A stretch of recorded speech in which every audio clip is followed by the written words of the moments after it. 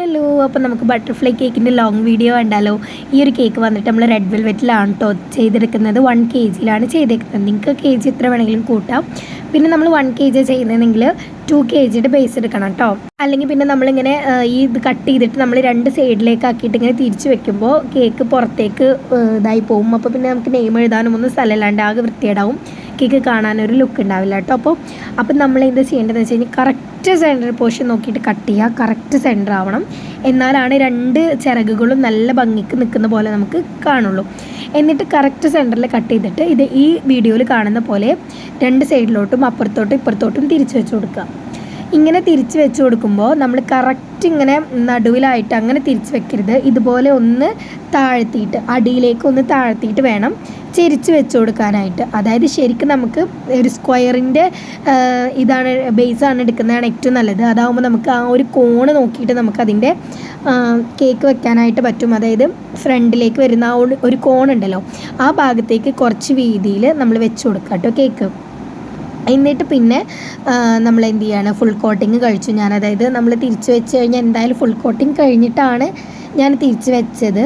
പക്ഷേ എന്നാലും നമ്മൾ ആ ഒരു കട്ട് ചെയ്ത് കഴിഞ്ഞാൽ സൈഡ് കാണുമല്ലോ, അപ്പോൾ അവിടെ ഒന്ന് ഞാൻ സെറ്റ് ചെയ്ത് കൊടുത്തു. എന്നിട്ട് പിന്നെ നമ്മൾ ഡിസൈൻ ചെയ്യാൻ പോകണം. ഈ ഒരു ഡിസൈൻ വന്നിട്ട് ഞാൻ നോർമൽ ഒരു പൈപ്പിംഗ് ബാഗിൽ ഒരു നോസിലിട്ട് കൊടുത്തു, നോർമൽ നോസിലിട്ട് കൊടുത്തു. എന്നിട്ട് ഇതുപോലെ ഇങ്ങനെ ഡോട്ട് ഇങ്ങനെ കുത്തി കൊടുത്തു കേട്ടോ.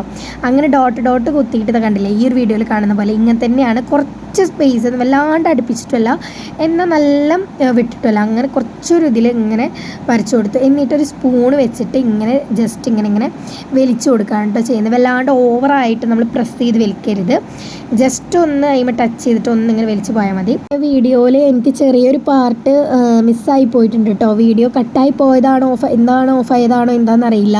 അതായത് നമ്മൾ കട്ട് ചെയ്യുമ്പോൾ കേക്കിൻ്റെ ഒരു സൈഡിൽ നിന്നും കട്ട് ചെയ്തെടുത്തിട്ടുണ്ട്. ജസ്റ്റ് കോണാകൃതിയിൽ ഒന്ന് ചെറിയൊരു പീസ് കട്ട് ചെയ്തെടുത്തിട്ടുണ്ട് കേട്ടോ. അത് കറക്റ്റ് ആ ഒരു ബട്ടർഫ്ലൈയുടെ ഷേപ്പ് കിട്ടാനായിട്ടാണ് നമ്മൾ അങ്ങനെ കട്ട് ചെയ്തെടുത്തത്. പിന്നെ നമ്മൾ സൈഡിൽ മൊത്തം സ്റ്റാർ നോസിൽസ് വെച്ചിട്ടാണ് ഡിസൈൻ ചെയ്ത് കൊടുക്കുന്നത്. അടിയിൽ ബോർഡറായിട്ട് ഞാൻ ഫ്ലവർ നോസിൽ വെച്ചിട്ട് കുട്ടി ഫ്ലവേഴ്സ് വരച്ച് കൊടുക്കാൻ കേട്ടോ ചെയ്തത്.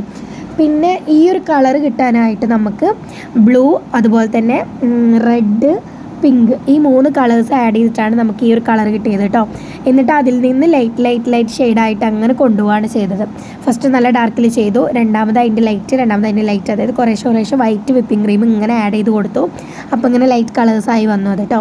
ഫൈനലി പിന്നെ ഞാൻ കുറച്ച് എന്താ പറയുക, ആ ഒരു സെൻറ്ററിൽ കുറച്ച് ക്രീം വരച്ചു കൊടുത്തിട്ട് അതിൻ്റെ മുകളിൽ ബ്ലാക്ക് ക്രീം വെച്ചിട്ടാണ് ആ ഒരു വര വരച്ചു കൊടുത്തത്. എന്നിട്ടൊരു ഫോട്ടോ പ്രിൻറ്റും അതിന് മുകളിൽ വെച്ച് കൊടുത്തൊരു ബട്ടർഫ്ലൈയുടെ ഒരു പ്രിൻറ്റും വെച്ച് കൊടുത്ത് കുറച്ച് സ്പ്രിങ്കിൾസ് ഇട്ട് കൊടുത്ത് കുറച്ച് ഷുഗർ ബോൾസും ഇട്ട് കൊടുത്തിട്ട് സെറ്റ് ചെയ്ത് കൊടുത്തു കേട്ടോ. നമ്മൾ ഫോണ്ടൻറ്റ് വെച്ചിട്ടാണ് എഴുതിയിരിക്കുന്നത്. അപ്പോൾ ചാനൽ സബ്സ്ക്രൈബ് ചെയ്യുക, ലൈക്ക് ചെയ്യുക, ഷെയർ ചെയ്യുക, കമൻറ്റ് ചെയ്യുക. ബൈ.